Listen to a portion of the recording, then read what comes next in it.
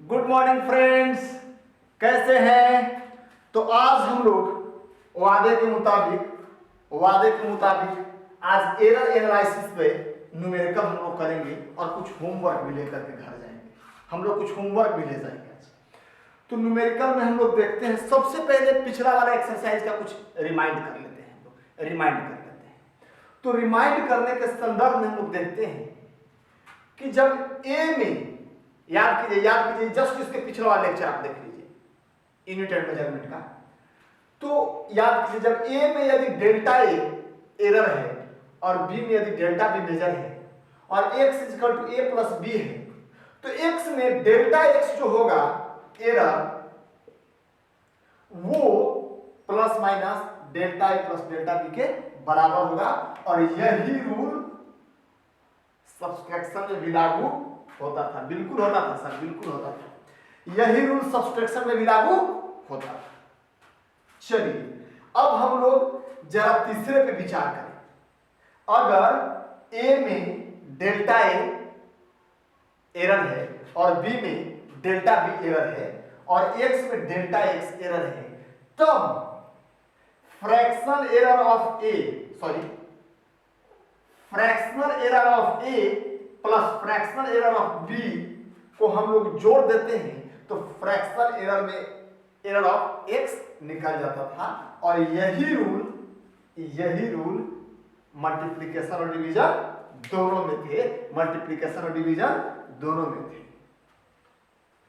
चलिए इसके बाद हम लोग देखते हैं दोस्तों, ये तीसरे वाला में चलेंगे। हम लोग तीसरे वाला में चलेंगे तो देखेंगे कि यदि किसी भी क्वांटिटी का कुछ पावर है तो इसमें इस क्वांटिटी में हम लोग क्या करते हैं, इसका फ्रैक्शन हम लोग निकालते हैं। जब एरर x का, तो fractional error of x equal to होता है plus minus n into fractional error of a।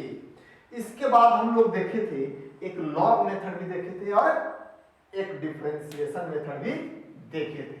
एक लॉग मेथड भी देखे थे और एक डिफरेंशिएशन मेथड भी देखे थे। तो ये काफी छोटा लेक्चर होने वाला है। तो चलिए हम लोग अब न्यूमेरिकल पे चलेंगे। कहां चलेंगे? न्यूमेरिकल पे चलेंगे। तो सबसे पहला जो न्यूमेरिकल है दोस्तों, वो कुछ इस तरह से। सबसे पहला न्यूमेरिकल है इस तरह से। मान लिया आपके पास एक स्फीयर है। सबसे पहला न्यूमेरिकल, इस फॉर्मूले को दिमाग में जरूर रखेंगे मेरे दोस्तों। मान लिया पहला न्यूमेरिकल कहता है कि हमारे पास एक स्फीयर है। हमारे पास क्या है? एक स्फीयर है। चलिए इस स्फीयर को हम लोग किसी डायमीटर के अबाउट घुमा रहे हैं। इसका रेडियस r है। और इसमें 1% का, इसमें 2% का मान लिया एरर है। कितने परसेंट का? 2% का। रिप्रेजेंटेशन का तरीका हम बताए थे, परसेंटेज में भी होता है रिप्रेजेंट हम लोग करते हैं। 2% का एरर है। चलिए अब कहता है कि इसके मास में ये जो है, मतलब ये दिया हुआ है delta M by m into 100 equal to 2। ये दिया हुआ है। मास में 2% का एरर है दोस्तों, और मास में 1% का एरर है और रेडियस में delta are by are into 100 equal to 2। ये 2% का एरर है। तो इसको कहते हैं कि मोमेंट ऑफ इनर्शिया में कितना एरर होगा। सर मोमेंट ऑफ इनर्शिया तो हम लोग नहीं पढ़े हैं सर। हाँ जी, 11th में पढ़ना है मोमेंट ऑफ इनर्शिया। तो जैसे जैसे हम लोग आगे बढ़ेंगे चैप्टर में, मोमेंट ऑफ इनर्शिया भी पढ़ने के लिए हम लोग को मिलेगा मोमेंट ऑफ इनर्शिया। अभी फिलहाल थोड़े समय के लिए जान लेंगे कि अगर किसी भी स्फीयर का मोमेंट ऑफ इनर्शिया निकालना चाहते हैं और किसी डायमीटर के अबाउट इसको घुमाया जा रहा है, तो मोमेंट ऑफ इनर्शिया I बराबर 2/5 mr² करते हैं। mr²। अब अब देख लीजिए, इसको हम लोग देखते हैं 2/5 में कोई एरर नहीं होगा क्योंकि ये कांस्टेंट है, चूंकि ये कांस्टेंट है। चलिए हम आपको प्रीवियस लेक्चर में बता भी दिए, तो कांस्टेंट है। आप देखेंगे delta I by I into 100 is equal to delta M by m, capital M भी लिख सकते हैं, कैपिटल एम भी लिख सकते हैं यहाँ, या फिर स्मॉल एम भी लिख सकते हैं। Delta M by m into 100 plus, अब क्या करेंगे, ये जो 2 है बाहर आ जाएगा और लिखेंगे delta are by are into 100। क्यों? क्योंकि हम लोग जानते हैं I by delta I by I is equal to delta M by M plus 2 into delta are by R. ये हम लोग जानते हैं कि नहीं, पावर जो गुना में आ जाता है कि नहीं आ जाता है। तो पावर जब गुना में आ जाता है तो इसको हम लोग जब दोनों तरफ 100 से गुना करेंगे तो परसेंटेज निकल जाएगा। यही चीज को यहां हम लोग लिखे हुए हैं। अब जरा देखिए तो इसका दिया हुआ है 1, ये तो दिया हुआ है, और इसका दिया हुआ है 2, तो ये 2 और फिर ये 2 4, यानी कि कुल 5% का मोमेंट ऑफ इनर्शिया में 5% का एरर होगा, टोटल 5% का एरर होगा। ठीक है सर, चलते हैं जरा अगले क्वेश्चन में चलते हैं। अगला अपना क्वेश्चन है कि देख लेते हैं, इसको मिटा लेते हैं तब अगले क्वेश्चन में चलेंगे। अगला अपना क्वेश्चन है कि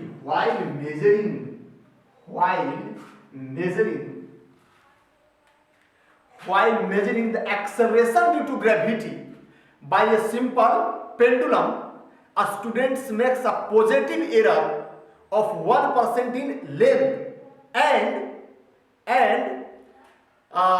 उसमें जो है negative 3% in time. Find the percentage error in the acceleration due to gravity. देख लीजिए, कहता है percentage error in time. Positive और निगेटिव की बात हम एरर पॉजिटिव और निगेटिव नहीं होता, इसकी बात हम लोग चर्चा आगे करेंगे हम लोग। तो परसेंटेज एरर जो है, परसेंटेज एरर इन टाइम यानी कि डेल्टा टी, ऐसे लिखिए delta T by t into 100 is equal to 3 दिया हुआ है, इजकल टू 3 दिया हुआ है। अच्छा, delta L by l into 100 is equal to 1 दिया हुआ है। अब देखते हैं क्वेश्चन एक बार फिर से, कहता है कि एक सिंपल पेंडुलम है। अरे भाई आप मान ली ये जो है ये मान लिया झूला है। एक बार यहां से यहां और यहां से यहां तक आने में जो समय लगता है उसको टाइम पीरियड कहते हैं। अच्छा जरा देख तो ली, इस रस्सी को एल कहते हैं, अब कहता है हम लोग आगे इस चीज को पढ़ेंगे, L is equal to 2 pi under root L by G होता है, जहां पर टी है टाइम पीरियड, 2 पाई है कांस्टेंट, एल है रस्सी की लंबाई, जी है एक्सेलरेशन ड्यू टू ग्रेविटी।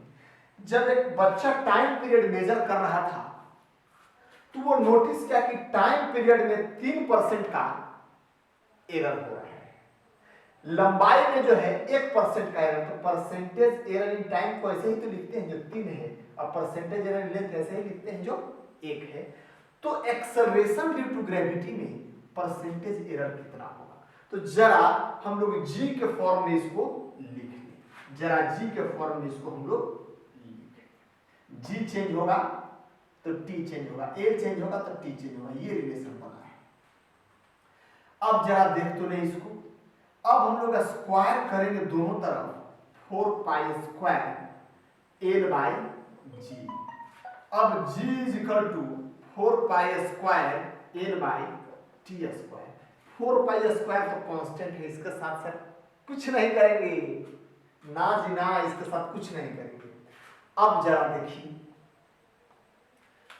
देखिए यहाँ पे, तो यहाँ पे हम लोग लिख सकते हैं delta ji by G is equal to delta L by A अब plus 2 into delta T by T. हाँ सर, भाग में भी होता है तो उसके साथ गुना वाला ही काम किया जाता है, पावर जो है गुना में चला जाता है। अब जरा दोनों तरफ 100 से गुना कीजिए। अब जरा दोनों तरफ 100 से गुना कीजिए। ये तो दिया हुआ है 3% दिया हुआ है कि नहीं, और ये दिया हुआ है, इसमें भी 100 से गुना होगा। तो अब जरा देखिए, ये delta L by l into 100 is equal to 1 और plus 2 delta T by t into 100 is equal to 3। ये हो गया कि नहीं 7%। ये क्वेश्चन नंबर 2 था। क्वेश्चन नंबर 2 था। अब हम लोग चलेंगे जरा अगला क्वेश्चन में। अगला क्वेश्चन में चलेंगे। क्या है अगला क्वेश्चन? क्या है अगला क्वेश्चन आपका? तो देख लीजिए अगला क्वेश्चन हम लोग क्या देखते हैं। अगला क्वेश्चन में हम लोग क्या देखते हैं, मान लिया कि एक बच्चा जो है आपका एरर प्राप्त करना चाहता है। एरर प्राप्त करना चाहता है किसमें? एक्सेलरेशन ड्यू टू ग्रेविटी में। और वो एक बॉल को ऊपर से ड्रॉप कर रहा है, मतलब इनिशियल वेलोसिटी 0 है। इनिशियल वेलोसिटी 0 है। अब कहता है कि यदि टाइम में E2 का एरर है, टाइम में यदि परसेंटेज एरर E2 है, और कहता है कि हाइट में यानी कि जो डिस्टेंस गिरा उसमें परसेंटेज एरर E1 है, तो एक्सेलरेशन ड्यू टू ग्रेविटी में परसेंटेज एरर क्या? जैसे दिया हुआ है इनिशियल वेलोसिटी 0 दिया हुआ है। अब कहता है कि हाइट में परसेंटेज एरर E1 है, ठीक है, और टाइम में परसेंटेज एरर है E2। मतलब दिया हुआ क्या है? Delta T by t into 100 is equal to E2 और delta h by h into 100 is equal to E1 दिया हुआ है। तो delta ji by g into 100 is equal to what? कहता है कि एक बॉल को ड्रॉप किया गया है किसी हाइट से, इनिशियल वेलोसिटी 0 होगा। मान लिया कि नीचे तक हाइट था एच हाइट था। अब कहता है कि टाइम पीरियड में परसेंटेज एरर जो हुआ है E2 का हुआ है, हाइट में परसेंटेज एरर E1 का हुआ है, तो एक्सेलरेशन ड्यू टू ग्रेविटी जो बच्चा मेजर कर रहा था उसमें परसेंटेज एरर कितना होगा? तो जरा देख लीजिए, हम लोग जानते हैं S equal to UT plus half AT square. ये तो हो जाएगा 0 क्योंकि इनिशियल वेलोसिटी 0। S की जगह पर H लिखेंगे कि नहीं लिखेंगे? बिल्कुल लिखेंगे सर। तो हाफ एक जगह पर G लिखेंगे कि नहीं? पॉजिटिव, नीचे जा रहा है तो acceleration due to gravity positive हो जाएगा T स्क्वायर। अब हम लोग को निकालना है G वाले का निकालना है। तो हम लोग 2H by t square is equal to G होगा कि नहीं? बिल्कुल होगा सर। तो delta G by G is equal to 2 को तो खत्म ही कर देंगे, डेल्टा H बाई H और plus 2 delta T by T। अब दोनों तरफ जरा 100 से गुना कर दीजिए, इधर भी और इधर भी। अरे भाई ये तो दिया हुआ है delta H by H into 100 हो जाएगा, अब plus 2 into delta T by T into 100। इसका वैल्यू दिया हुआ है, इसका वैल्यू दिया हुआ है। ये है E1 और प्लस 2 इंटू E2। ये तो हो जाएगा आपका आंसर, ये हो जाएगा आपका आंसर। तो ये है आज का आखिरी क्वेश्चन, काफी महत्वपूर्ण क्वेश्चन, इसलिए हमने इसको लिख दिया है। ठीक है, इसको देखेंगे, दो रेसिस्टर है। आप 10th में भी पढ़े होंगे दोस्तों, दो रेसिस्टर है। हाँ सर पढ़े हैं 10th में, लेकिन भूल गए हैं सर। चलिए अच्छी बात है, दो रेसिस्टर है R1 और R2। R1 है 3 ओम, 1% का एरर हो सकता है इसमें। R2 है 6 ओम, 2% का एरर हो सकता है। तो इक्विवेलेंट रेसिस्टेंस में परसेंटेज एरर कितना होगा? इक्विवेलेंट रेसिस्टेंस में परसेंटेज एरर कितना होगा? आप भूले हैं तो हम रिमाइंड करा देते हैं। पैरेलल में जब होता था तो 1/R equivalent equal to 1/R1 plus 1/R2 होता था कि नहीं होता था? होता था। अब 1/R equivalent equal to R2 plus R1 बटे R1 इंटू R2। अब R इक्विवेलेंट इसको पलट देंगे तो इसको भी पलट देंगे, R1 R2 प्लस R1 होता था। ठीक है सर, होता था सर, पता है। या इसको यहां से भी लेके चल सकते हैं, डायरेक्ट यहां से भी देख लीजिए। अब इसको लिख सकते हैं कि नहीं? हम लोग लिख सकते हैं कि नहीं? R इक्विवेलेंट को लिख सकते हैं इसके पावर -1 इक्वल टू, नीचे ऊपर गया था पावर -1, अब इक्वल टू R1 के पावर -1 प्लस R2 का पावर -1 लिख सकते हैं। अब डिफरेंशिएटिंग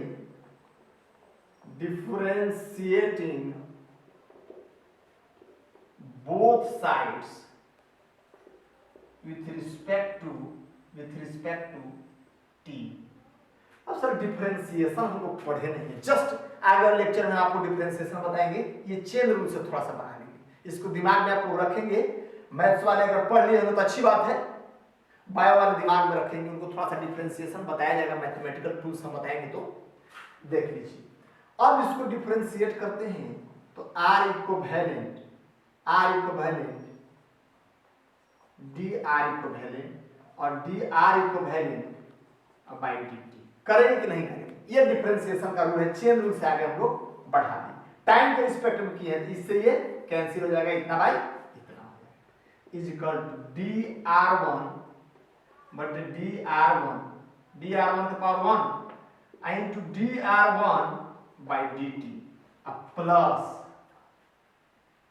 dR2 बाय dR2 हाँ और dR2 बाय dt करेंगे।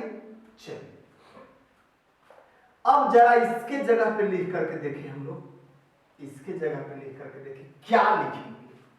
अरे भाई जब x के पावर n होता था और dx से डिफरेंशिएट करते थे तो n बाहर आ जाता था, x के पावर n माइनस 1 हो जाता था।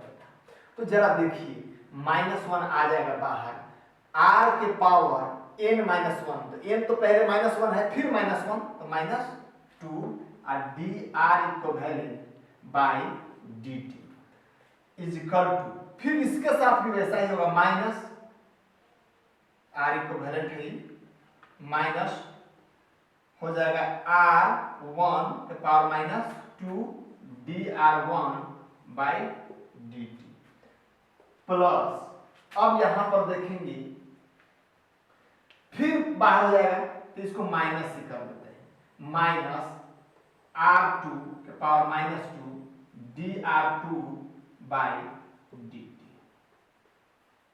अब जरा देख लीजिए, दोनों तरफ से माइनस कॉमन लेके हम लोग काट देंगे, माइनस कॉमन लेके काट देंगे।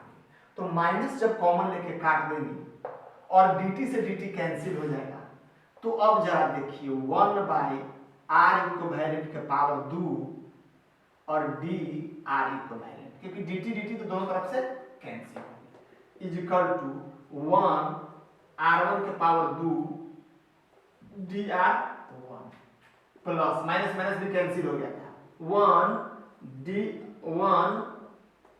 r2 के पावर 2 और dr2। अब dr इक्विवेलेंट dr1 और dr2 बहुत छोटा क्वांटिटी है, बहुत छोटा क्वांटिटी है, इसको हम लोग ऐसे लिख सकते हैं। इसको थोड़ा सा इलाज करें, थोड़ा सा बड़ा करें तो हम लोग लिख सकते हैं 1/r इक्विवेलेंट इजिकल टू एक आर इक्विवेलेंट को इसके नीचे कर देंगे। डी आर इक्विवेलेंट को लिख सकते हैं delta r equivalent by r equivalent, क्योंकि दो आर का स्क्वायर था, आर इक्विवेलेंट का स्क्वायर था, एक यहाँ और एक यहाँ। इजिकल टू लिख सकते हैं डेल्टा R1 बाई R1 और 1 बाई R1। चलिए अब प्लस 1 बाई R2, उसी तरह से डेल्टा R2 बाई R2 ये लिख दीजिए। अब ये लिख दीजिए, अब दोनों तरफ यदि 100 से गुना करते हैं, दोनों तरफ यदि 100 से गुना करते हैं तो क्या रिजल्ट जाता है, देख लीजिए दोनों तरफ 100 से गुना करेंगे, जबकि हम लोग जानते हैं 1 by r equivalent equal to 1 by R1 plus 1 by R। अब दोनों तरफ 100 से गुना करते हैं तो 1 by r equivalent equal to delta r equivalent by r equivalent into 100। तो percentage error in equivalent resistance निकल जाएगा। Percentage error in equivalent resistance is equal to इतना के बाद लिखेंगे 1 बाई R1 और delta R1 by R1 into 100 हो जाएगा कि नहीं हो जाएगा, दोनों तरफ गुना करेंगे। दोनों तरफ गुना करेंगे तो इसमें भी 100 से गुना और इसमें भी 100 से गुना, plus 1 by R2 into delta R2 by R2 into 100 हो जाएगा कि नहीं हो जाएगा। अब जरा देखिए कौन कौन सा चीज दिया हुआ है, कौन कौन सा चीज दिया हुआ है। R1 दिया हुआ है, R2 दिया हुआ है, R1 दिया हुआ है, R2 दिया हुआ है। नीचे मिटा देंगे, हम समझते चीजों को आप समझ गए होंगे। चलिए नीचे मिटा देते हैं और नीचे मिटा करके वैल्यू पुट करना शुरू करेंगे। पहले 1 by r equivalent equal to 1 by R1 plus 1 by R2 तो निकालने हैं, तो 1 by r equivalent equal to 1 by R1, R1 की जगह पर कितना है 3 ओम है और R2 की जगह पे 6 ओम है, ये तो एरर है 1 by 6। 1 by r equivalent equal to कितना हो जाएगा 6, 2 और 1, तो आर इक्विवेलेंट इक्वल टू हो जाएगा कितना 2। तो आर इक्विवेलेंट तो निकल गया, आर इक्विवेलेंट तो निकल गया, R1 भी पता है, R2 भी पता। अब जरा इसमें वैल्यू पुट कीजिए 1 बाई आर इक्विवेलेंट तो 1 बाई 2, ये निकालना ही है हमको, ये क्या है निकालना है। Delta r equivalent by r equivalent, r equivalent का इंटू 100, ये तो निकालना है। Is equal to 1 by R1 जानते हैं, 1 बाई R1 जानते हैं, R1 कितना 3, और ये तो पता है, ये तो पता है percentage error in R1 is equal to 1%, इतना के जगह पर हम लिख सकते हैं 1। अब प्लस 1 बाई R2 की जगह पर पता है 6 और परसेंटेज एरर कितना है, परसेंटेज एरर कितना है 2% का, 2% का है। तो हम लोग देखेंगे इतना 1 by 2 delta r equivalent by r equivalent into 100 is equal to 1 by 3 plus 1 by 3, तो हो जाएगा delta r equivalent by r equivalent into 100 is equal to हो जाएगा 2 बाई 3 इंटू 2 यानी कि 4 बाई 3% आंसर, यही तो निकालना था। तो दोस्तों ये रहा आज का न्यूमेरिकल का टॉपिक, और इसके बाद जस्ट होमवर्क है, ये सारा होमवर्क आप जो होमवर्क दे रहे हैं उसको आप अपना नोट कॉपी पर लिख लेंगे और आंसर हमको कमेंट बॉक्स में जरूर शेयर। तो ये है दोस्तों आज का होमवर्क आपका, और आप ये होमवर्क करेंगे। जहां जिन बच्चों को दिक्कत होगी कमेंट बॉक्स में हमें जरूर बताइएगा, कहां आपको दिक्कत हो रही है, आंसर जरूर भेजिएगा कमेंट बॉक्स में, और आपको दिक्कत होगी तो मैं आपको अगले लेक्चर में इसका सॉल्यूशन जरूर दूंगा। That's all, thank you.